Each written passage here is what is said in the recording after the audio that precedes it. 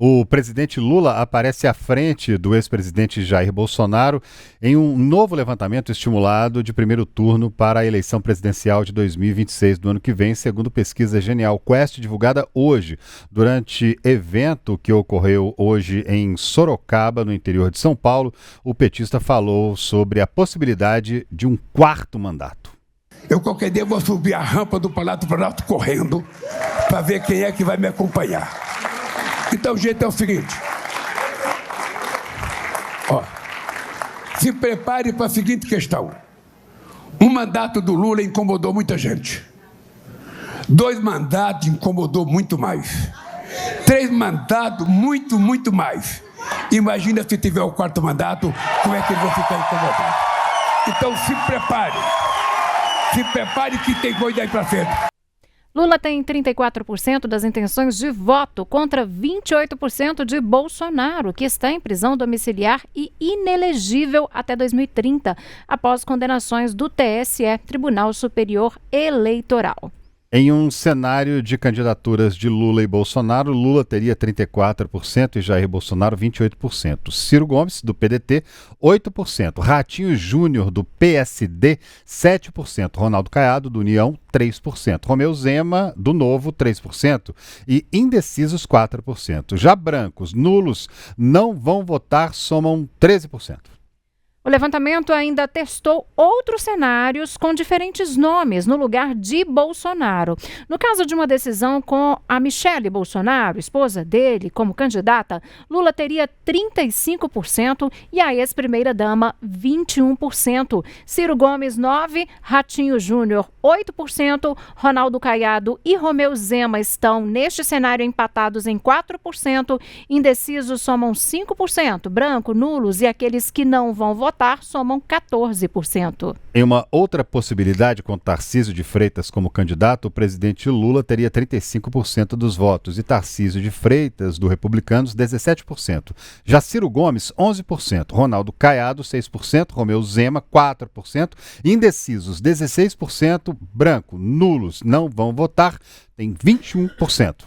Em um cenário com Eduardo Bolsonaro, do PL, como candidato, Lula teria 34% das intenções de voto e Eduardo Bolsonaro 15%. Já Ciro Gomes e Ratinho Júnior empatariam em 10%, Ronaldo Caiado 5%, Romeu Zema 4%, indecisos somam 6%, brancos, nulos e pessoas que não vão votar chegam a 16%. Agora, em um último cenário, com Flávio Bolsonaro, Lula teria 35%. Flávio, 14%. Ciro Gomes, 10%. Ratinho Júnior, 9%. Ronaldo Caiado, 5%. Romeu Zema, 6%. Indecisos, 5%. Branco, nulos, não vão votar, 16%. Bom, já em um eventual segundo turno, a situação ficaria dessa forma que está aí na tela para você. 47% entre Lula e Jair Bolsonaro, 47% Lula, 35% Bolsonaro. Já no caso de Tarcísio de Freitas, Lula teria 43%, Tarcísio 35%. Quando Michele Bolsonaro entra no cenário, Lula tem 47%, Michele 34%. Quando a disputa é no caso com Ratinho Júnior, Lula tem 44%, Ratinho Júnior 34%. No caso de Eduardo Leite, Lula tem 46%, Eduardo Leite 30%. Em uma disputa com o governador mineiro Romeu Zema, Lula sai vitorioso com 47%, Zema fica com 32%. Quando o nome do Caiado é colocado ali nessa disputa, Lula sai à frente com 47%, Caiado com 31%. E com Flávio Bolsonaro, 48%, Lula sai vitorioso com essa porcentagem e Flávio Bolsonaro, no caso, teria 32%. A margem de erro da pesquisa é de 2 pontos percentuais, para mais ou para menos. O nível de confiança é de 95%. Foram entrevistadas 12.150 pessoas pela Quest presencialmente entre 13 e 17 deste mês de agosto. Bom, e para nos ajudar a entender e também analisar, o resultado dessa pesquisa, nós vamos conversar agora com o cientista político e professor Paulo Ramires. Boa noite, seja bem-vindo aqui ao Tempo News. E eu já pergunto já começo perguntando para o senhor se você acredita que a queda da inflação dos alimentos pode, de certa forma, ser um dos pontos que contribuíram aí para esse resultado dessa pesquisa em todos os cenários, como a gente viu, favoreceu o presidente Lula. Primeiro, boa noite, uma honra fazer parte do programa. Claro que a queda dos alimentos contribui, mas ainda é uma queda muito baixa, né, que não afeta tanto os custos de vida, que já são elevados de boa parte da população. No entanto, eu diria que outros fatores contaram bastante. Entre eles, a queda do desemprego, mas não tanto quanto, por exemplo, os ataques que o Brasil tem sofrido com tarifaço. E também um desgaste das imagens da família Bolsonaro, que hoje articulam, junto ao governo Trump, os tarifaços que prejudicam trabalhadores, prejudicam empresários brasileiros, né? Então, eu diria que não foi tanto pela força do governo Lula, mas muito mais pelos fracassos, digamos assim, ou então desprezo da família Bolsonaro diante, né, da situação política, diplomática brasileira, mas pelas falhas dos seus adversários que o Lula se saiu beneficiado, né? É um cenário que se torna cada vez mais evidente.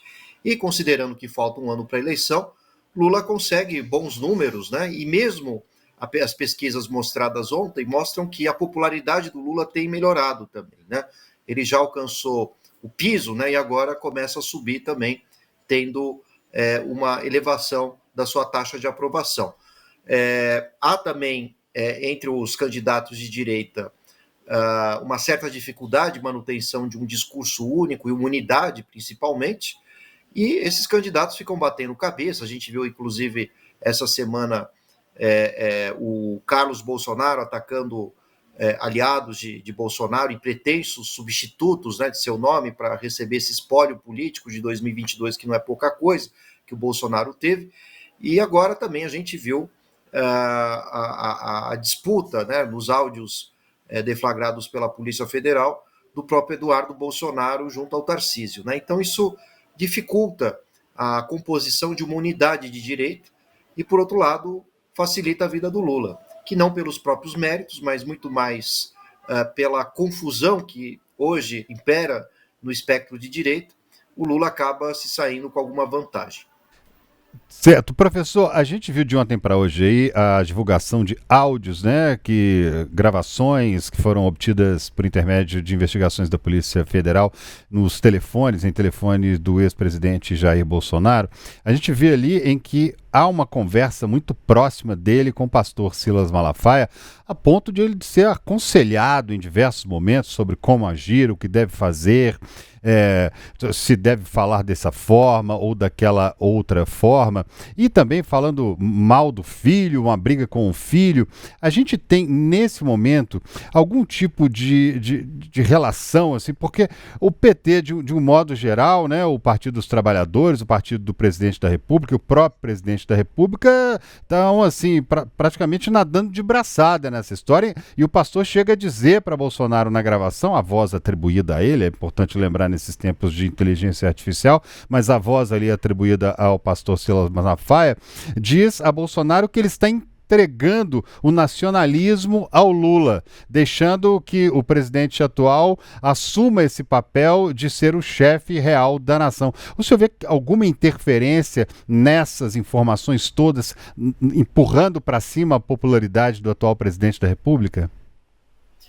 Pois é, né? Quanto maior a gritaria nos bastidores e quanto mais isso é revelado por essas investigações da Polícia Federal, mais isso favorece também o Lula, né? Isso que as pesquisas que saíram hoje, os dados, né, melhor dizendo, são dados feitos antes da divulgação desses áudios. E a próxima pesquisa até deve melhorar a situação do Lula diante desses acontecimentos, né?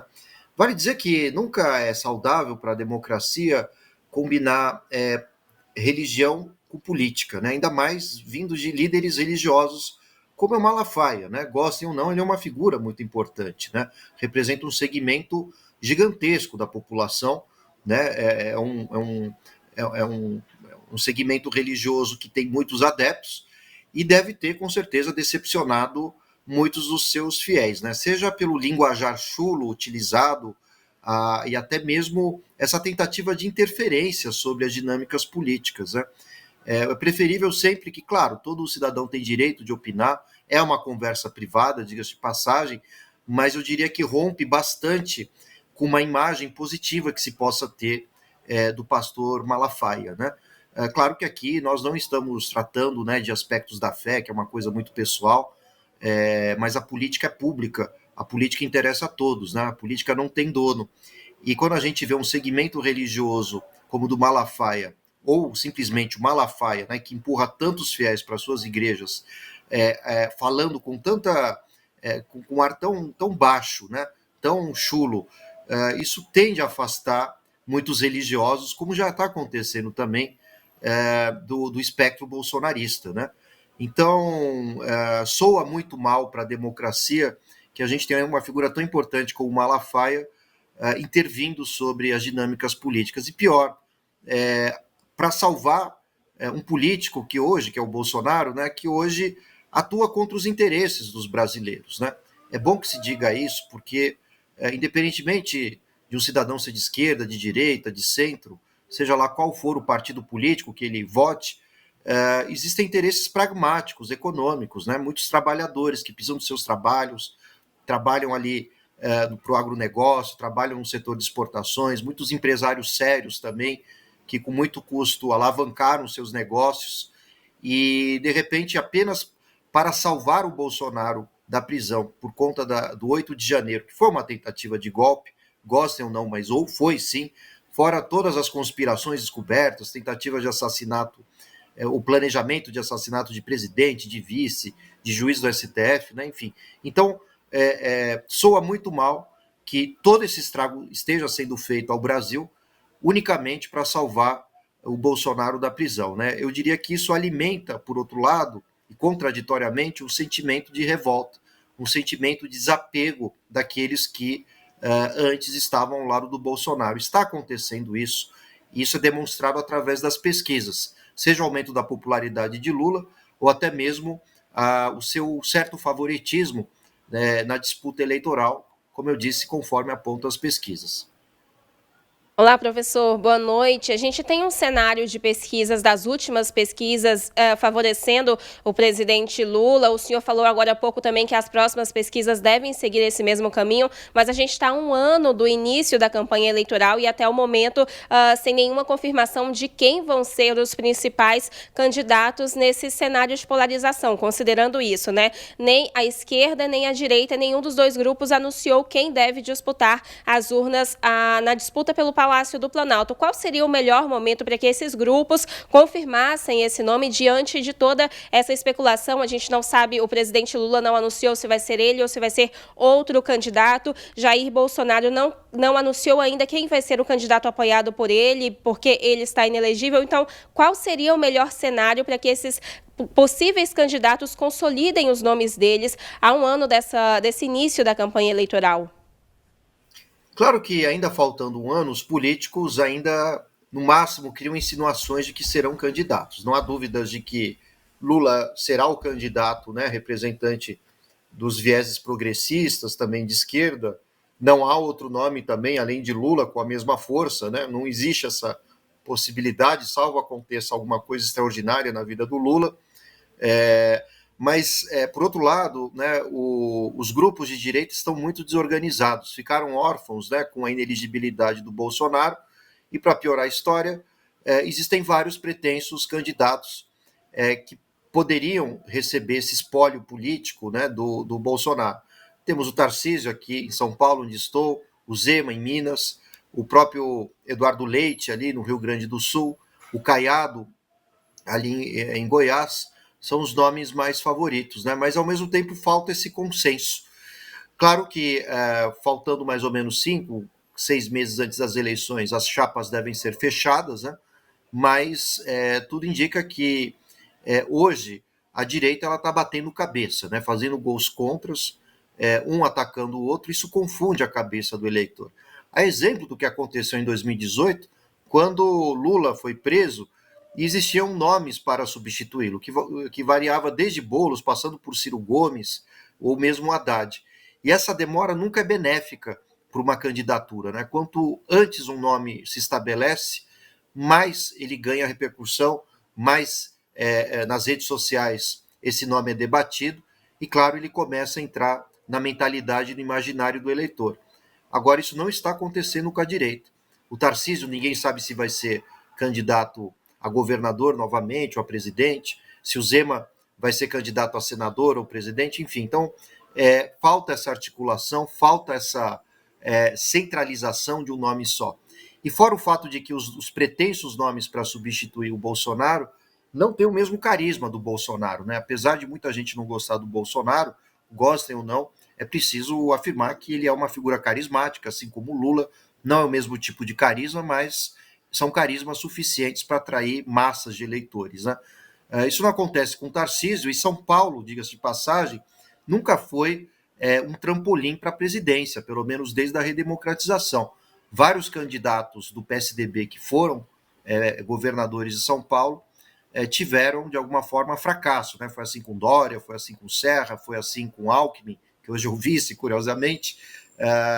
Então, geralmente, os nomes que se tornam favoritos são aqueles que não têm uma certa experiência em cargos executivos. E acho que é um ponto importante a ser destacado, né? Desde a redemocratização, com exceção do Collor, que levou impeachment, todos os demais presidentes não foram minados os seus cargos de prefeitos ou governadores, não tiveram outras experiências executivas, e isso favorece na hora da eleição, né? O Lula nunca foi governador, nem o Temer, né, diga-se de passagem, muito menos a Dilma, nem o Fernando Henrique Cardoso também não foram prefeitos, né? Então, esses outros governadores que querem tomar o lugar do Bolsonaro, né, na direita, eles são muito criticados nas redes sociais, têm posturas polêmicas em vários assuntos, então isso cria um desgaste, né? Então pode ser que surja um nome que não tenha ainda experiência executiva. Claro, pode ser um congressista, mas a experiência histórica, né, vai mostrando que nem sempre ser um governador é um bom negócio para quem quer ser candidato à presidência. Tá certo. Paulo Ramires é cientista político e também professor. Muito obrigada, viu, pela participação aqui conosco no Tempo News de hoje. Uma ótima noite para você e até uma próxima. Muito obrigado. Boa noite, até a próxima.